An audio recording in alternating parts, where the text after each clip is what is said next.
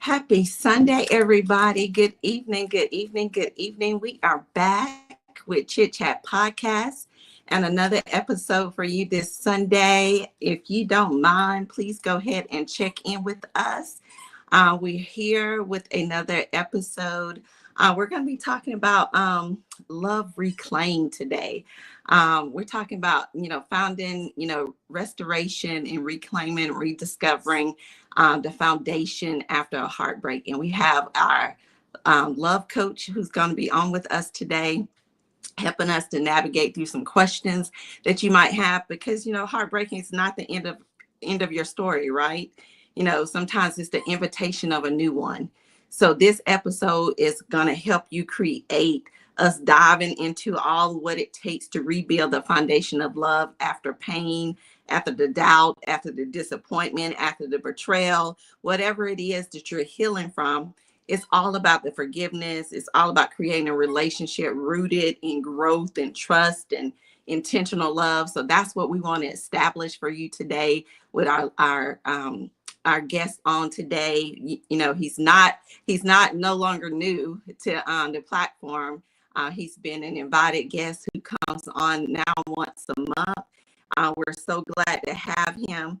On this episode, we're going to be talking about the second chances. We know that there's people who have opportunities that they want to rebuild their trust, and they want to create the kind of love that actually lasts, and they want to, restore and recover, from heartbreak and things of that nature, whether it's with the same person or with somebody new. And we want to be able to establish and give you some good tools to be able to do that. Because look, I'm reminded of that song to say second time around. So sometimes it takes that second time around for things to get better, right? So we want to give you guys that opportunity, whether it's a second time around with a new person, or a second time around, with the same person, but you guys are, building something better. There's something stronger. The trust is there, boundaries established. You're creating a love that's actually going to look couple. So we're going to dive into our conversations and our questions. If there's questions that you have, put them in the chat comment. Jada's going to highlight those, and we'll make sure that Mr. Juan see those questions and answer those questions for you guys. So without further ado, bring the love on Mr. Juan Lee, our invited guest who comes back once a month with us. And we're so glad to have him. Hey, Mr. Juan, how are you? I'm doing fine. And yourself? I am good. I cannot complain. I tell you, anything that got sunshine in it, we gotta be happy about it. I'm telling you, I like the seasoned folks used to say, if you're above ground, there's no need for you to be complaining. Any day above ground is a blessing. So that's a good day. Absolutely.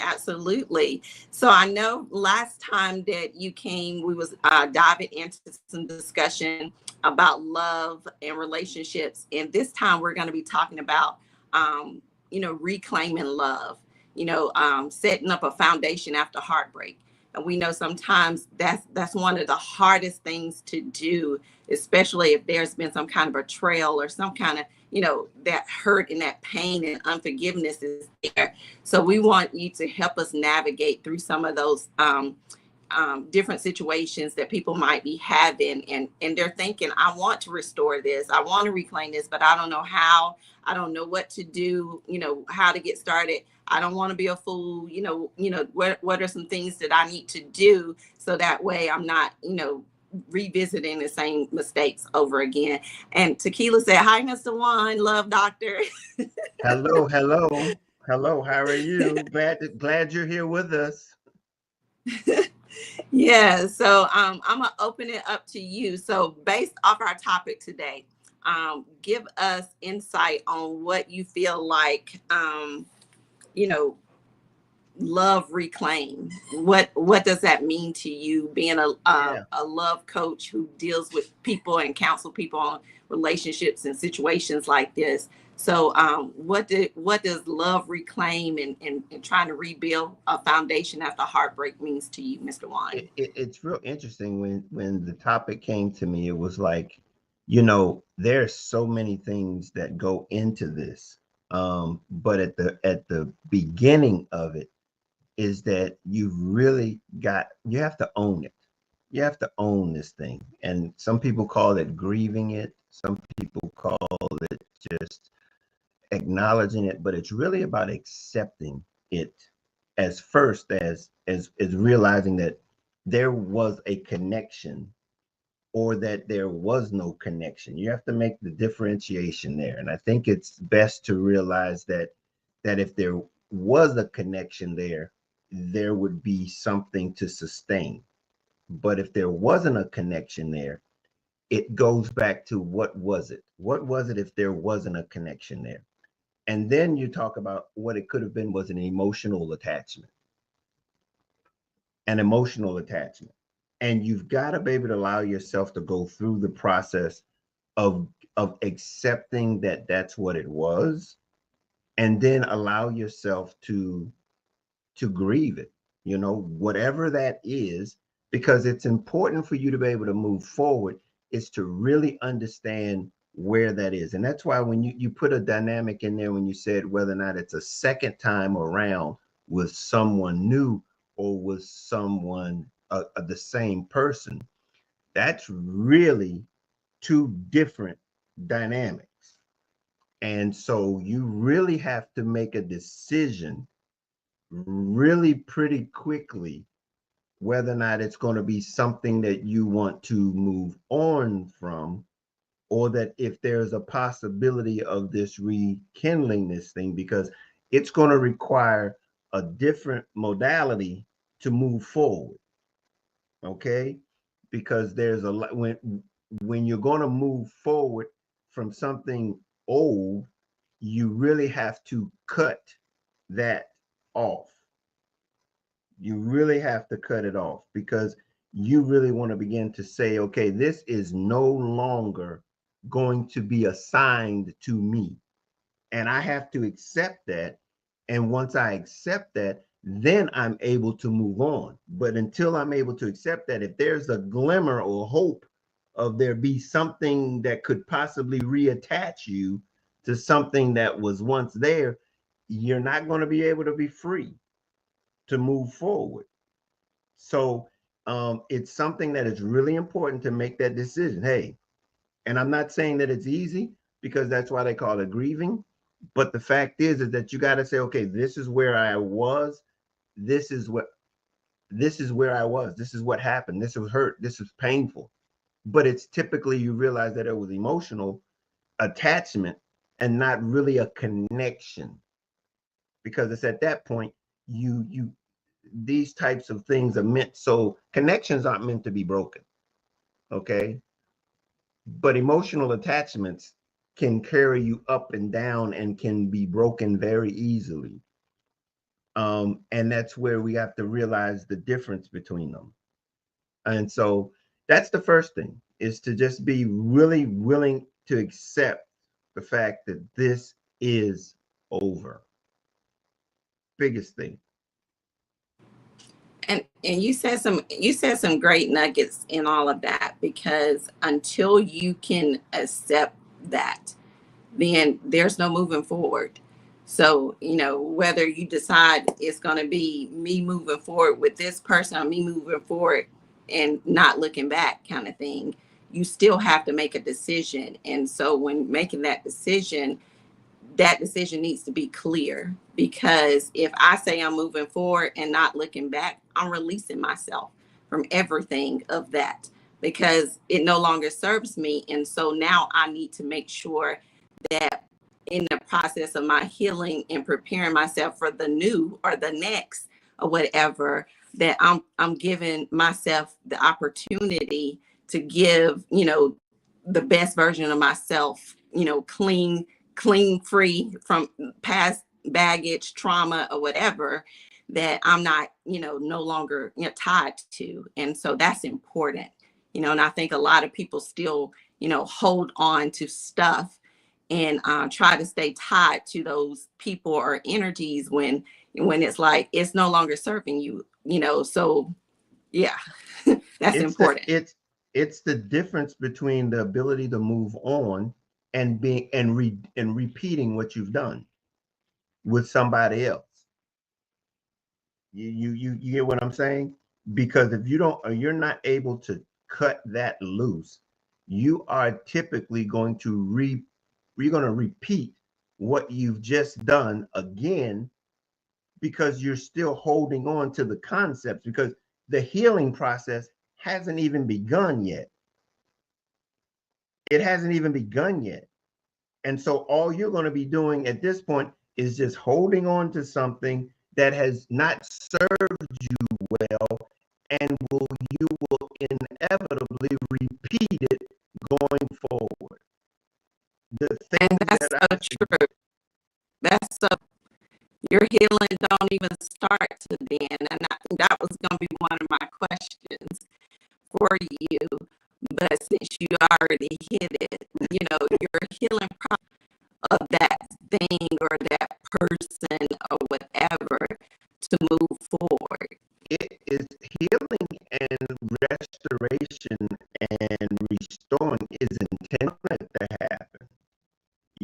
You're going to have to put an effort and intentionality into what it is that you're trying to do, because this heartbreak is that I have been on an emotional roller coaster,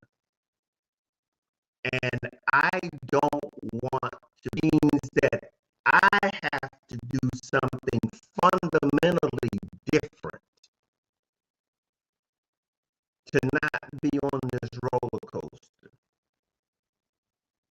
And so it's right here. Here's the thing.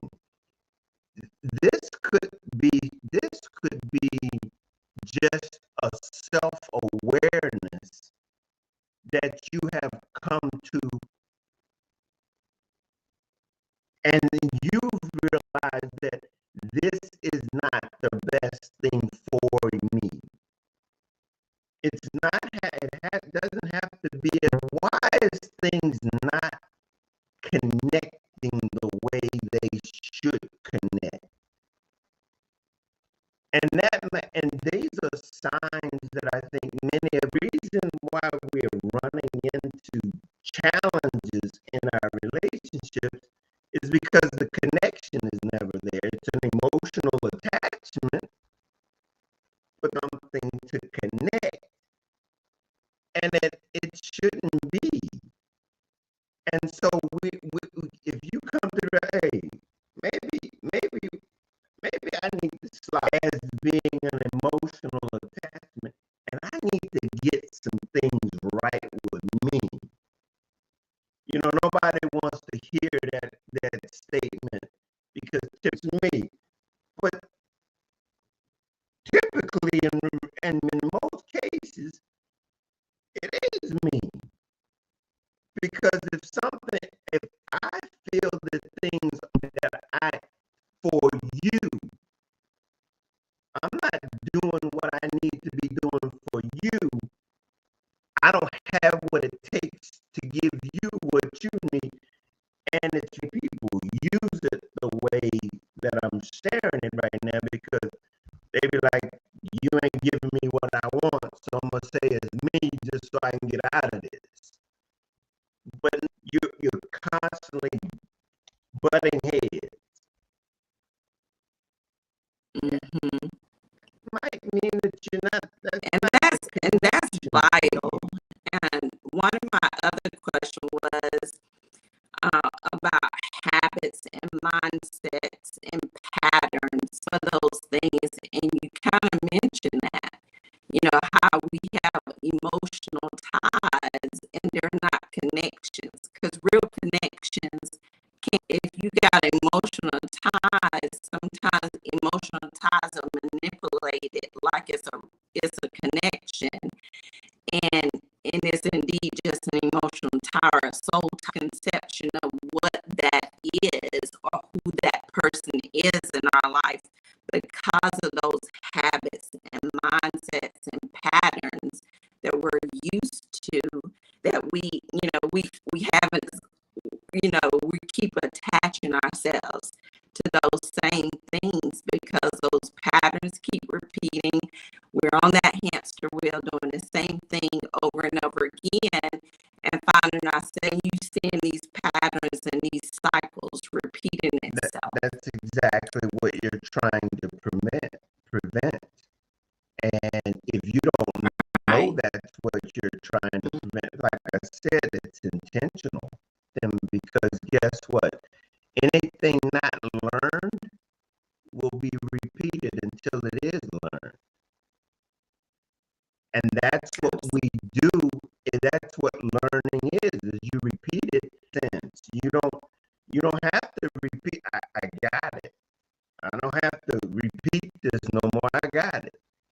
But many of us, we want what's at the end of the road and journey that we've already been on because we don't know anything else. We don't do anything different.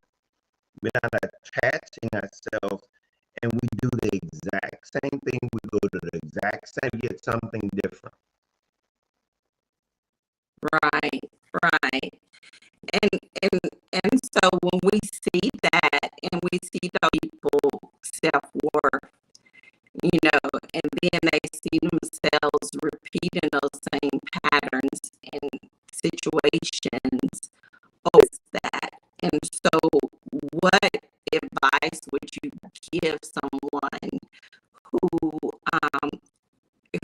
have experienced that, a foundation so that they can love again, or they can be in a position to find love again?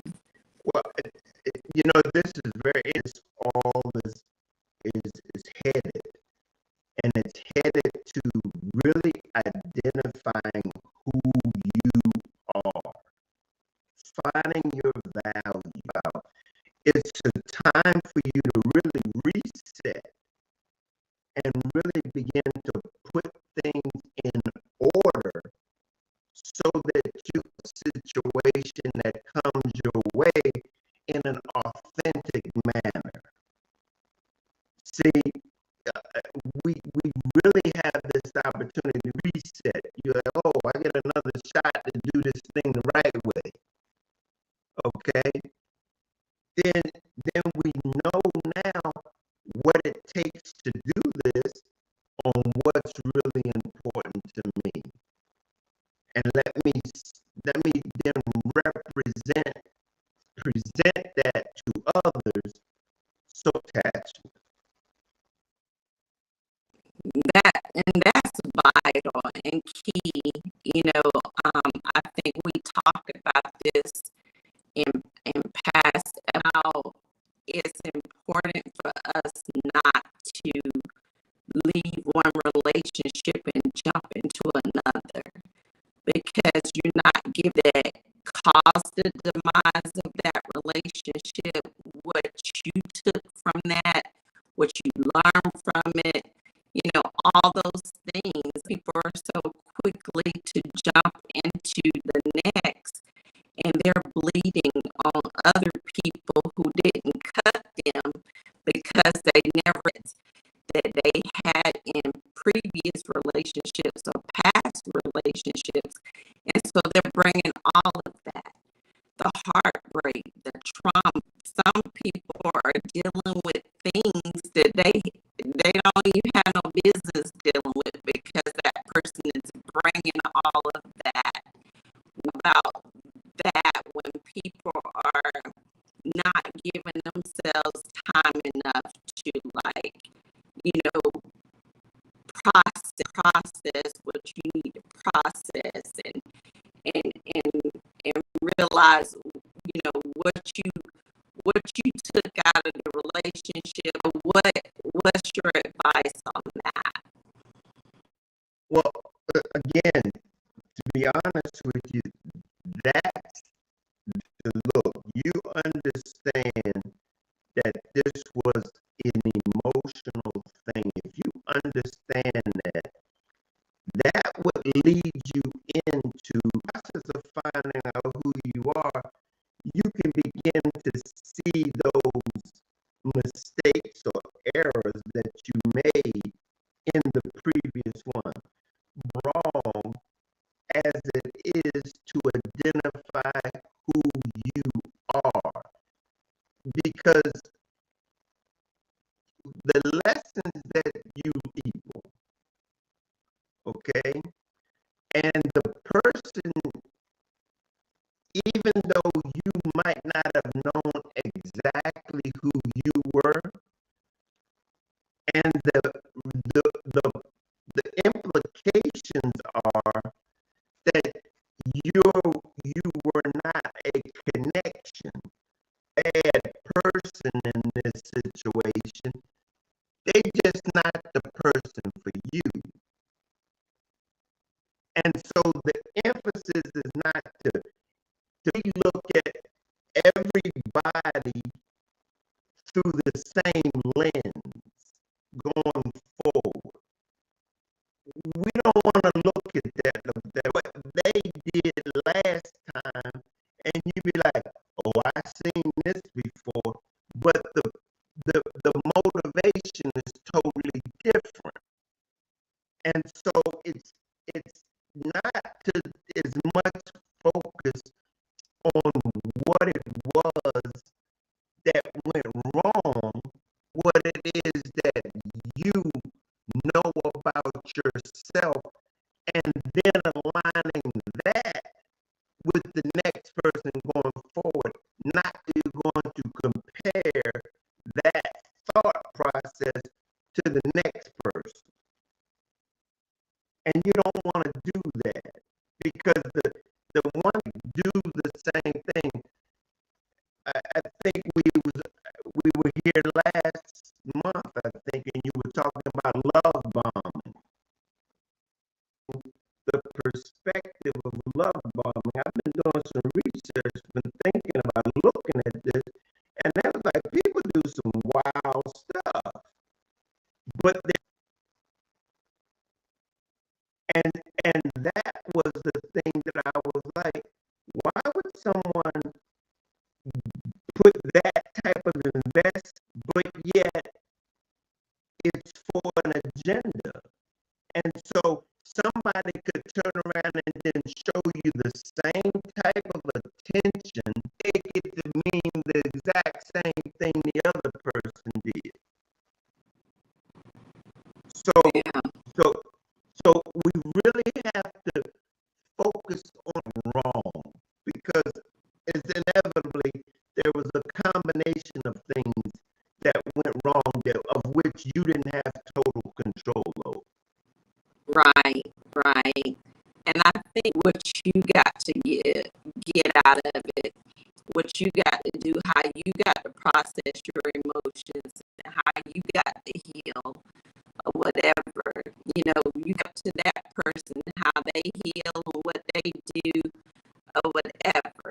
You're not responsible for that any longer. So you focus that way. When you move forward, you moving forward with the best intentions, with being the most authentic person, new person. Irrespective of how it ended, forgive that person. Forgive that person is for you. It's for you. For you. Why? So that you can move on.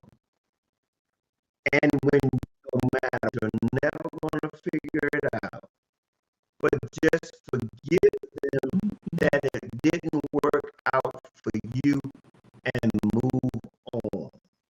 You'll spend more sleepless nights trying to figure out somebody or something. I'm telling you, and you get the best sleep when you have the peace of mind knowing that it don't even matter, because I'm moving forward, worried about, the lies, the manipulation, none of that stuff, the love bombing, none of that stuff is going on. You're moving forward, the things that you're working on, you sleep so much better. Peace is priceless. Looking beautiful. Thank you, sis. Appreciate that. She said, amen. I guess we were talking about something that was really good. Experience. What's the most common mistake people make when trying to heal from heartbreak? There's a combination of what the problem is versus what we have a tendency to want something that's not in line with who we are. We don't know that we need to come authentically as who we are. We've talked about this. Relationships should take work. If it doesn't take any work, there's an emotional tie there, and it doesn't sustain all types of situations and with the emotion and what's going on. An emotional thing is just this thing that I like her as long as the water is plain or it's calm, everything is cool. But when the waves start, when this level and he on that level, she on that level, Right. instead of you being able to roll with the waves, and recognizing your authentic self. And that's difficult because that's the thing that's going because you're authentically yourself. You ain't got to change when situations change. You're going to be the same. Yeah, and we need to reveal who they really are. Be vulnerable. When you're talking about presenting yourself in commitments, really are. So people are not getting a representation or the potential you, and they're not falling for it because a lot of times that's what happens. And then, the real person, the mask fall off, or the wolf comes behind his clothing, and then you're like, what? And people get blindsided for a whole lot of real self. And their real self end up showing in moments, in situations. You could have gave the person the option to say, if this is something I want to deal with, if this person got dealing with, is this something I want to work through with them or whatever, so that people have that information, reveal themselves. They're still hiding and pretending and putting on these facades and allowing people to continue to be, and they're not able to have the capacity or the capability or meeting or want that, or that person is expecting to love and have in your life. And be cautious yourself. Now remember, the purpose of being authentically yourself is for the other person's ability to be.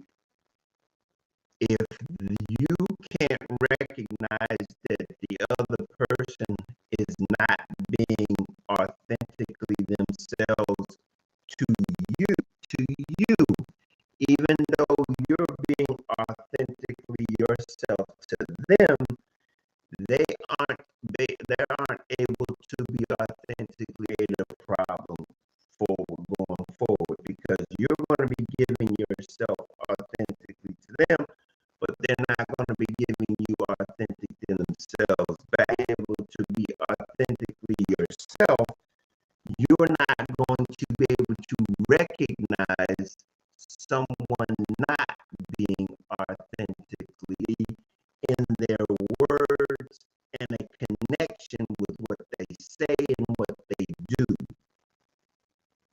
And if you can't recognize it, say, he say one thing or she say one thing and she act totally different. She's inconsistent. That's so you've got to be able to recognize it first in yourself so that you can recognize it in others. And that's going to be, they're not authentically themselves, even if you are. So it can still go awry even when you're.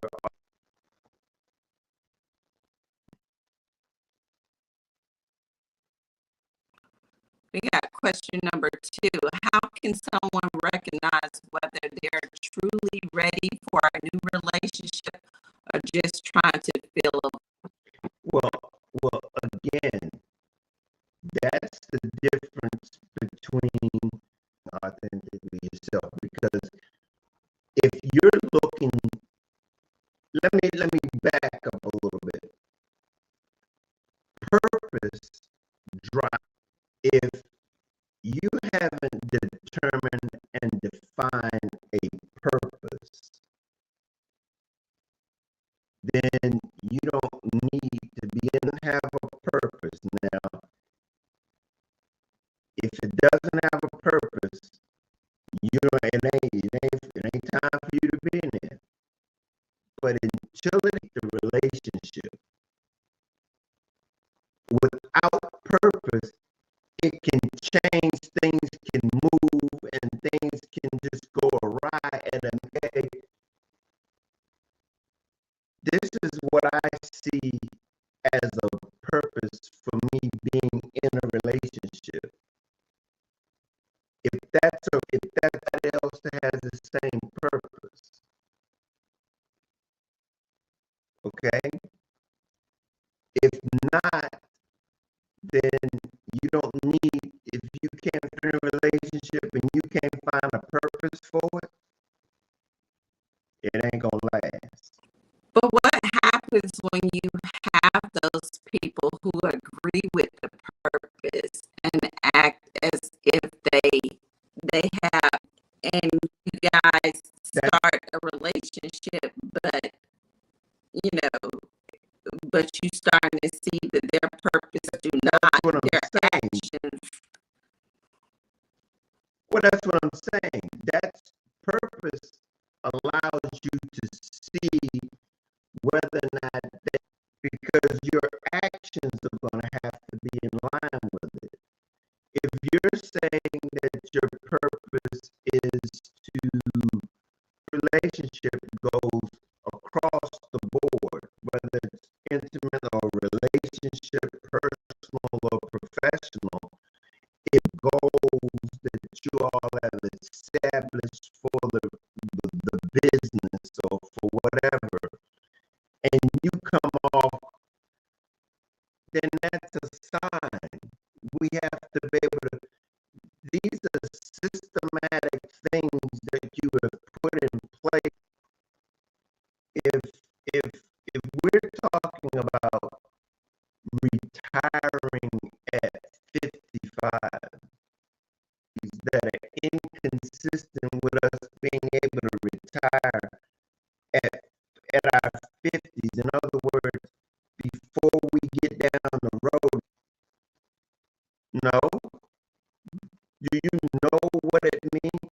If you're not investing, how are we going to retire at 55? Are you into going into debt? Are you into going into debt to buy this or that? Do you want to carry are these consistent with growing old with the person? They have to be willing to be healthy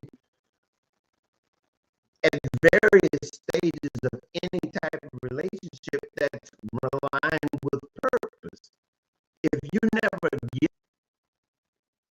So you said, "Oh, I'm gonna eat what I want, do what I want." You say to a person that don't look healthy right there. So because if that's something that you want, and that ain't what you see, and that's again why action word, something that you can see. And so when people begin to communicate evident in their actions, and when it's not, it's a sign that it's, look, we're not allowed. That's for sure. And we need to be able to recognize when it ain't doing what it says. Absolutely. To the next question. When we're talking about rebuilding, when we're talking about relationship stuff right now, but we're talking about friendships, because I know that, rebuilding and restoring for, our relationships with family, all, it can be for all sorts of things. But friendship wise, there's times where we have friendships that takes a toll. People want to restore friendships after times of that have been broken or whatever. Perspective, where forgiveness has to, take place, and those who would recommend people utilizing for friendships when you're trying to broken.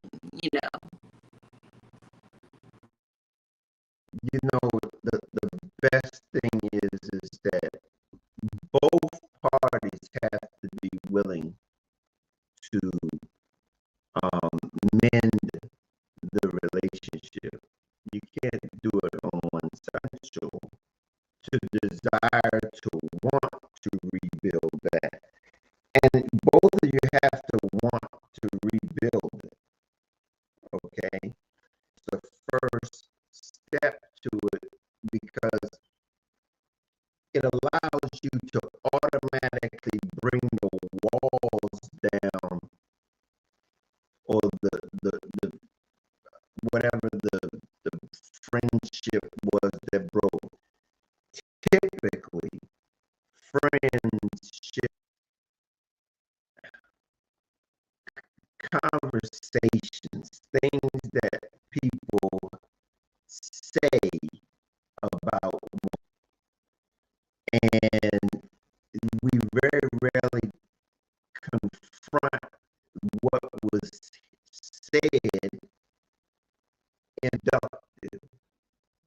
So if you want the relationship, you have to be able to come to it with some type of, you going in this thing not wanting to be there, you can forget it.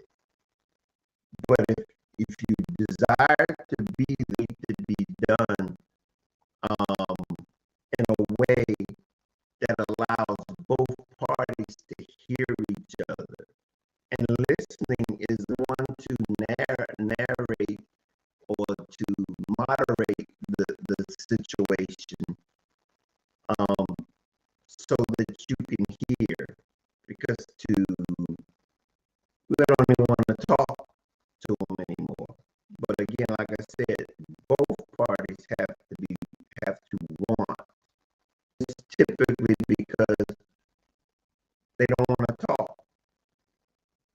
They don't want to talk. And it's okay to be wrong if you want to mend the relationship. Okay, I'm getting some feedback from Jada. She got some feedback from sounding choppy. So she wants to take a minute to reset the. We're gonna give us a 2 to 3 minute break